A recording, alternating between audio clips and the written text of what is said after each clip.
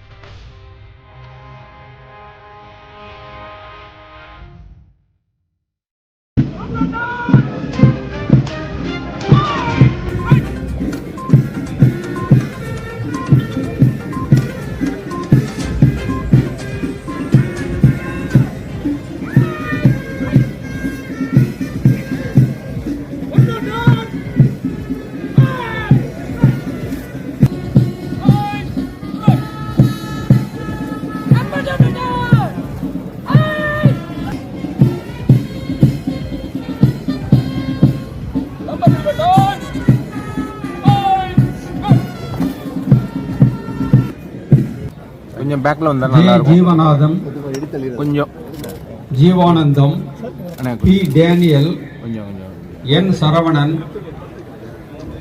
R Pandian, D Palraj, துறை அலுவலர் அனுஷியா,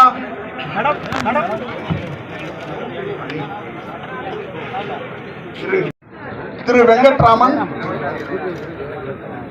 மாவட்ட வழங்கல் அலுவலர் திருமதி மீனாட்சி அவர்களுக்கு மாவட்ட ஆட்சித்தலைவர் பாராட்டு சான்றிதழை வழங்குகிறார்கள். மாவட்ட ஆட்சியர் நேர்முகவதியாளர் தேர்தல் திரு சீனிவாசன் அவர்களுக்கு